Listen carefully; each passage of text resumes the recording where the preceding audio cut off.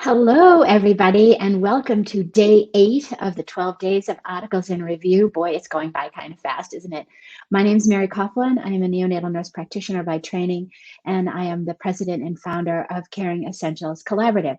So let's just jump right in. You'll see over here on the chat bar, hopefully you can see it, the title of the paper. For those of you guys that are viewing this on YouTube, I copied it and put it down below in the description section, so that it's all good. So let's just get right into it. Let me pull the paper up. This is an open source paper that was EPUB'd, ahead of print in September of 2021, and then was released in print just this month, January of 2022. And I love systematic reviews. Who doesn't, right? These guys did a really amazing job, a very diverse and well-respected group of authors. This was a combination of folks. I'm just looking at the author information. It looks like the UK. We've got someone representing Norway. Yep, that's the bulk of the write-up. But regardless of the geography, this was a systematic review and really has applications and information that's relevant for everyone. So basically, what the review was trying to do was look at how the COVID situation and other infectious conditions. So they looked at other pandemics and looked at the impact of those pandemics on healthcare, and particularly nurses in the provision of their care to the patient's experience. And so I think that it's really relevant, and I do have a few comments to share with you after I kind of go over the paper. It's a long and very comprehensive paper. So the introduction just really kind of talks about the emergence of the COVID-19 and how it has really challenged nursing practice, that it has demanded nursing to adapt in situations with redeployment, working outside of their specialty area, short staffing, inadequate amount of personal protective environment, personal protective gear, and that sort of thing. So it's a really great paper that, you see so many papers, literally every minute I'm getting notifications of papers published about COVID, which is great. We're finding out a lot of stuff that we need to know to help inform us in the now and certainly in the future. But I wanted to find a paper that really spoke to what the COVID impact is really telling us, I think, about our healthcare system. But I digress. Let me get back to the paper. They included a few snippets here of commentators on previous pandemics and have noted nurses' ability to do their jobs has been compromised. These comments, each of them were from Canada, talking about the SARS in Toronto, the impact of SARS in Toronto specifically, but it talks about the establishment and maintenance of therapeutic nurse-patient, nurse-client relationships has been hindered by the pandemic, and these are past pandemics. This is not COVID. Talking about the restrictions on visitors and the negative impact that has had on the families, the patients, and the clinicians, because families provide social, psychological, and even physical care for their patients, spiritual care.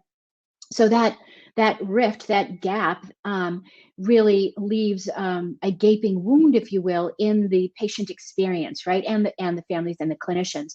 And then in a subsequent commentary, interaction time decreased, and patients began to feel more abandoned and isolated. And so they really kind of give you a very comprehensive background of those past pandemics, kind of as a backdrop to what we're experiencing with the COVID pandemic. So the aim of the systematic review was to answer the following questions. What is the impact of COVID-19 and other conditions requiring isolation on the provision of fundamental nursing care? And just kind of key into that term, fundamental nursing care, because they do go on to try and define what that is. The other question that's being asked is, how have adaptations to fundamental nursing care, impacted the patient experience, care quality, functional ability, and treatment outcomes of patients with COVID-19 in the hospital. And then the third question is, what are the areas of fundamental nursing care for patients with COVID that are evident/missing in published protocols and guidance? And so to answer the questions, they did a very brilliant and comprehensive systematic review. I think it was something, I'm just scrolling down, they looked at some crazy number of articles in the thousands, and they, as they did their review process, they identified 64 papers that met the criteria. And the 64 papers were, let's see, we included 64 papers. I'm so sorry. I just want to give you that. Oh, here it is. Yeah. 19 were empirical research articles, and the remaining 45 were either review articles, commentaries, protocols, and guidance documents. And they kind of bundled them all in as categories. And then, of course, like, a good systematic review, they share all of the details of all of the papers that were included in the systematic review. But let me just really dive down into what their discoveries were. Whoops, so sorry, guys. My mouse is going cuckoo house. Okay, so first question, if you remember, what was the impact of COVID and other conditions requiring isolation on the provision of fundamental nursing care? And so they derived 4 main themes and 11 sub-themes from the data that they reviewed, describing barriers to the provision of care. And the barriers they identified, and this is not going to surprise you, the impact of PPE, staffing situations, infection control procedures, and the emotional challenges associated with care.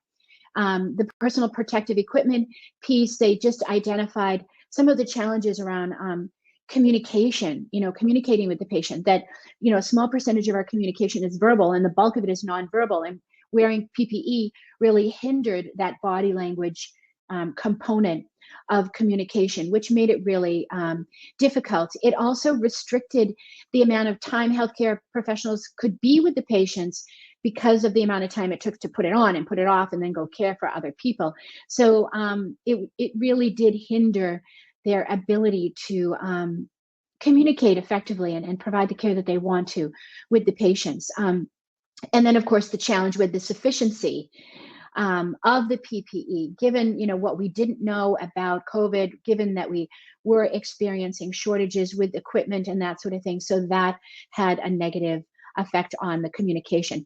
Physical health, you can imagine, many folks felt physically ill as a consequence of wearing it. Headaches were reported, nausea, dermatitis, dehydration, exhaustion, because of the coming, donning and doffing it was just so cumbersome that people didn't. And then, of course, then they didn't take care of their physical needs regarding hydration and eating and that sort of thing. The other theme that emerged is adequate staffing. And so there was a big discussion about the impact of the workload particularly that was, compounded by the redeployment, working in areas that you were unfamiliar with, that really added to the actual and perceived workload that the clinicians had. These new roles of the staff also was a really big challenge. And I kind of, I know in general, and I don't know if this can be generalized across the globe, but there's this mindset of a nurse is a nurse is a nurse. And I think if you want to adopt that type of approach, then there must be some systematic requirements to maintain some level of competence in the nurses if you're going to do these redeployment strategies. When I was reading the paper First Pass this morning, I was reminded of when I was in the Air Force, and I was in the Nurses Corps, and we would do these, I think they were annual, they could have been biannual, it was a while ago. We would call them red flag days. Well, they weren't days, they were red flag weeks, where we would actually pitch tents, camp out, and kind of do a mock-up of war, what it would be like to be deployed in war, because obviously that can happen at any time and you have to be ready for it. And so we would do these reenactments of different types of wounds, different kinds of cares. Now, I had different responsibilities in the hospital setting when it was, not red flag, but I had to step up and be able to perform at that generalist nursing level. And so having those red flags experiences, lots of challenges to it, but it did help, try and it did help kind of boost my baseline confidence in caring for medical traumas and that sort of thing in the field. So, just kind of thinking differently. That's the role of reviewing the literature and looking at these articles is not just reading it and saying, wow, that was a wicked good paper. I mean, yeah, this is a wicked good paper. But then how can I use this information then to improve my current care as an individual clinician? How can we improve the systems that we provide, the services that we provide, and that sort of thing? So I digress. That was the adequate staffing theme. The third theme was about the infection control procedures, and the two sub themes that were identified was controlling contamination and the impact on visitors. So the controlling impact was the need to ensure that people were wearing PPE correctly, the amount of stress that there was with folks cross-contaminating and taking their uniforms off at home. I know many of my colleagues that were bedside clinicians during the early part of COVID would tell me how they would, come in a separate entrance into the cellar or the garage, strip down, shower there. They had like a wash bucket. Some of them didn't have a shower in that section, but they would really reduce their exposure to the family, and then they would just isolate until their next shift. And so, there was, you can see that crossing over to these other areas of concern with regard to the emotional health of the clinicians, and then the impact on visitors. So one of the interventions was to impose restrictions, right? And reduce the staff contact with patients. And when you think about the fundamentals or the foundations of nursing care, I mean, that's a pretty inhumane response. I understand it was driven by concern and fear and that sort of thing. But I think, in those kinds of situations, cool heads have to prevail, and someone needs to take a step back and say, wait a minute, is this really the right thing to do? I know from a NICU perspective, we are going to be seeing the negative impacts of that restriction on parent presence in the NICU for decades to come as a consequence of the protracted period of maternal separation that these babies had to endure through the COVID pandemic. So that impact on visitors. I also think of some of the stories that have been shared by my colleagues who were frontline, who got pulled from the NICU and were referred to as the death nurse, not making this stuff up. And she would be charged with being with individuals, patients who were dying, holding up an iPad and having them say their goodbyes, if there were any goodbyes, and just being there for those moments. She subsequently has left nursing, and I know many of my colleagues have. So really weighing the risks and benefits, because on the flip side, I hear some of my colleagues say, hey, you know what, this is really great not having so many parents and visitors in the hospital. All of our infection rates are down. It must be the families, it must be the visitors. So we need to continue this restriction afterwards. I mean, how inhumane is that, So I think, again, we need to look at this. We need to look at this clinically. We need to look at this humanly. We need to look at this metaphysically. We need to really look at this from a holistic perspective and make decisions on how we're going to take this information, improve the quality of the service that we provide to those vulnerable and fragile human beings across the continuum, not just the babies. And then the final theme, the fourth theme, was the emotional challenge of care. And in this, there were four sub-themes. Four sub-themes that were identified, and these won't surprise you. Fear and anxiety, right? Fear and anxiety were very common. Fear of contracting the disease, fear of the unknown, fear of, infecting families, fear of dying, all of that sort of thing. A lack of support in the workplace or in the community. A lot of the social unrest and the politicizing of this pandemic really negatively impacted a lot of the clinicians as well, who were in these communities that were exposed to that level of, disrespect and that sort of thing. Again, disrespect, we'll say. but also a lack of support in the workplace, that many of the places that were dedicated to kind of, taking a break and chilling out were displaced, as we piled patients into all of these different areas and basically confiscated every nook and cranny in the hospital. So that lack of support physically, that lack of support emotionally, many, the paper references, many felt unappreciated. That was a 2018 paper. Others felt isolated and alienated due to their place and context of the work. Nursing working on isolation wards reported feeling stigmatized by their peers and sometimes accentuated by the media. So, I mean, there's a brilliant paper that really, I think, highlights all of the implications of this that affected the clinician. And once the clinician is impacted, that patient experience is already compromised.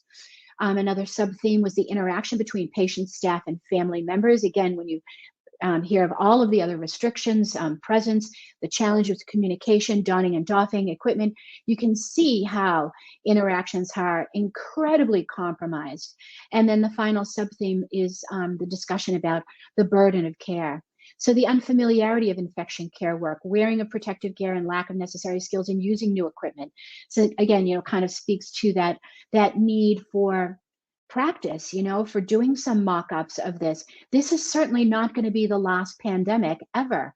And we need to be prepared and confident and competent in arising to these challenges that will come again. So 4 areas of adaptation were identified that cut across the barriers highlighted above. These adaptations talked about communication, organization of care, support for nursing staff, and nurse leadership. And so, again, from a communication perspective, just really figuring out how can we better support people in that front line? How can we provide communication, literally, communication about the evolving and unfolding situation with the initial announcement of the pandemic. I mean, protocols and policies were changing daily, if not hourly, right? And how confusing and frightening that is for the frontline staff, so a more comprehensive approach to this. Really, we got to get our act together and figure out what are the best practices that we've learned from this and other pandemics that we can then activate an appropriate, safe, compassionate response to future pandemics. The reorganization of care, so adaptations of the organization are reported to have a positive impact on the physical health and mental well-being of nurses. So, thinking about this, a 2x2 rule, caring for patients in pairs, other types of reorganizational strategies. Just as an FYI, and I don't know if this has crossed any of you guys' minds, just, as we've been going through these past 2 years, what we're learning about the inhumanity of our healthcare systems is not new. We have just been slowly, insidiously eroding the humaneness of healthcare over decades. And nurses, frontline clinicians, have just adapted because it's been just so insidious. So what COVID has done, it hasn't like automatically injected inhumanity into our system of healthcare services. It's exposed what's already been in place. And it's brought it to a point where now we realize it, and it is absolutely intolerable. It must become a never event. So this reorganization of care, certainly about all of those tangible elements, but we really need to decide, how are we going to show up to our patients regardless of the presence of a pandemic or not? What are those core fundamentals of nursing care that we need to commit to, that need to be non-negotiable? That's where we really need to kind of step up. As I dive into the paper a little bit more, and I am watching my time, it's just a very comprehensive and cool paper, but they talked about what are the areas of fundamental nursing care for patients with COVID-19 in hospital. Well, first, to identify that, we need to identify what are fundamentals of nursing care.